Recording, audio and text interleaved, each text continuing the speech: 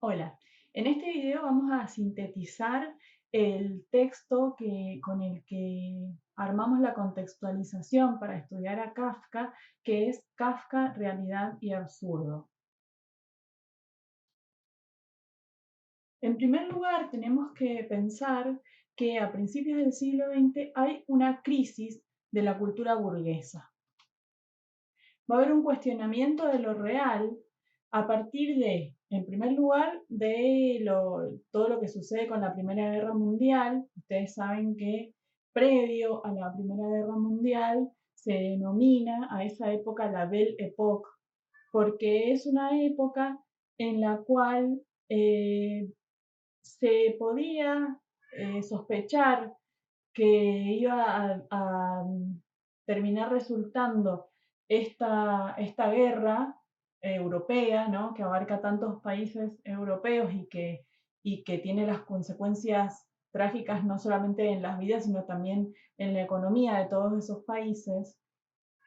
Se podía sospechar, pero parecía que la gente trataba de ignorarlo a eso, ¿no? Entonces, justamente el estallido de la Primera Guerra Mundial va a, va a ser como un cachetazo que muestra que esa época tan bella y tan festiva era en realidad una fachada.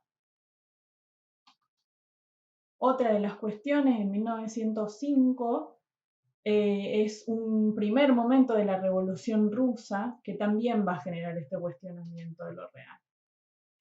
En el caso de la literatura particularmente, se va a empezar a desconfiar ya de manera mucho más explícita con respecto a las formas del realismo del siglo XIX.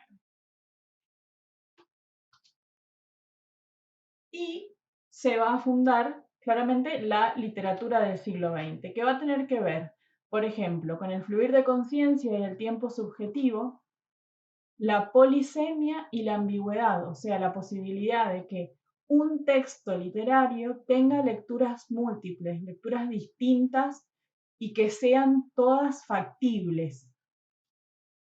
Y tenemos a tres escritores que van a ser referentes de estas características, que son, por supuesto, James Joyce, Virginia Woolf y Henry James. Para empezar a pensar sobre Kafka, me parecía interesante recuperar este fragmento que ustedes tienen en ese texto, Kafka, Realidad y Absurdo. Toman este fragmentito y lo ponen en un recuadro aparte, que es de este libro acerca de Kafka y acerca de Freud de Mark Roberts. Y plantea esta idea de Praga como una ciudad dividida. Se los leo. En una de las conversaciones con Gustavo Hanuch, Kafka dice: en nosotros perviven los oscuros rincones, los pasajes misteriosos, las ventanas ciegas, los patios sucios, las tabernas ruidosas y las pensiones herméticas. Caminamos por las anchas calles de la ciudad nueva, pero nuestros pasos y nuestras miradas son indecisos. En nuestro interior temblamos todavía como en los viejos callejones de la miseria. Nuestro corazón no sabe nada de las obras de saneamiento. Vemos la vieja ciudad insalubre de los judíos más real que la higiénica ciudad nueva que nos rodea. Citado por Klaus Wagenbach en Kafka. Esta Praga checa y alemana a la cual Kafka se refiere contribuyó a crear la atmósfera de sus primeros relatos. Perdón. Descripción de un combate y preparativos de boda en el campo. En sus obras de madurez, Praga fue traspuesta a esa ciudad sin nombre del proceso. Fundamentalmente, Praga constituye a principios del siglo un fenómeno racial y cultural específico, poblada por alemanes pertenecientes por lo general a la alta burocracia, que no tienen en común con Alemania más que la lengua, por checos que componen la base de la población trabajadora sin por ello constituir un verdadero proletariado, ni siquiera una pequeña burguesía, por judíos, en fin, que apenas salidos del gueto medieval, ejercen muy frecuentemente profesiones comerciales y liberales, pero que están todavía sometidos a toda clase de restricciones de hecho y de derecho. La ciudad, bajo la apariencia de un orden imperial, vive cotidianamente una anarquía y un absurdo. Los checos, debilitados por la larga política de forzada germanización de los Habsburgo, no poseen más existencia nacional que los judíos. Y los alemanes de Bohemia, los Sudetes, separados de Alemania desde hace 2 siglos, se encuentran en la posición de un pequeño grupo de colonos sin metrópoli, alguna a sus espaldas. Además, las diferencias étnicas se agravan con las agudas diferencias sociales. Los alemanes ocupan la cúspide de la jerarquía, los checos la base, los judíos gozan a veces de una situación privilegiada que las malas pasadas, el desprecio y el odio de los otros grupos les hacen pagar ciertamente muy caro. Es bien interesante pensar en la complejidad que tiene esta Praga para poder entender qué lugar ocupa Kafka, Franz Kafka, en esta ciudad y en esta sociedad tan compleja. Kafka tiene entonces una herencia conflictiva. Por el lado de su padre tiene esta característica que tiene que ver con los negocios, con lo racional, con una energía vital. Y por el otro lado, los Lowy, que es la familia de su madre, esta cuestión relacionada con lo sensible, con este sentido de la justicia, ¿no es cierto? Después vamos a tener este vínculo, él se comprometió varias veces con Felice Bauer, también se comprometió, perdón, con Milena, de estas cartas a Milena que hay publicadas, ¿no es cierto? Y vamos a ver muchos de esos conflictos internos de Kafka, cómo se ven en las cartas que él les escribe a estas mujeres con las que tuvo un vínculo afectivo, ¿no?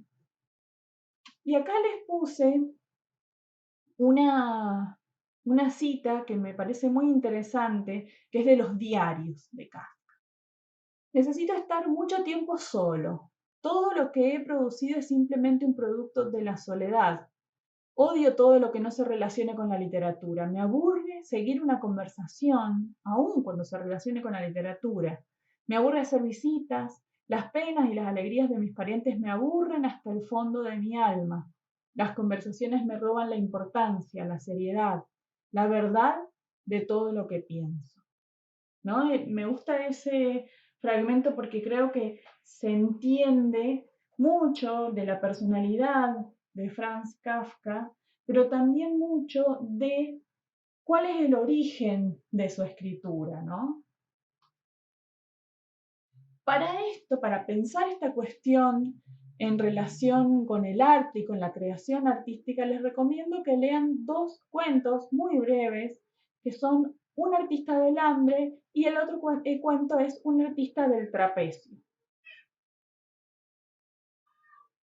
En 1917 le diagnostican tuberculosis y esa enfermedad también va a ser bastante decisiva en su vida y en su forma de desenvolverse, sobre todo socialmente.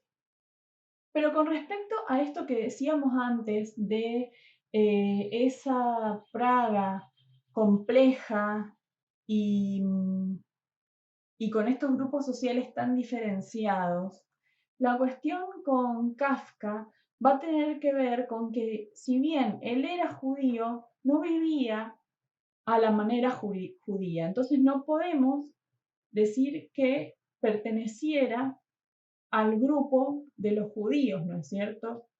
Pero a la vez su escritura, él elige que su escritura literaria sea en alemán.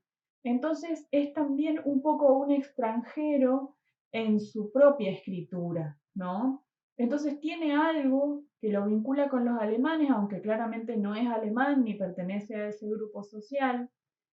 Tiene algo por historia familiar que lo vincula con los judíos, pero que es un grupo al cual él no pertenece tampoco. Y también tiene algo checo que tiene que ver con sus raíces del lugar que ocupa en esa sociedad, ¿cierto? Entonces esa complejidad que está en la ciudad de Praga y que también la describe Mark Robert, está también en la persona de Kafka, ¿sí?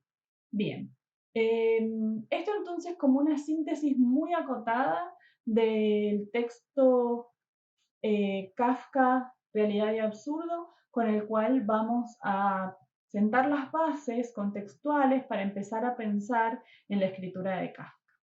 Seguimos entonces en el próximo video.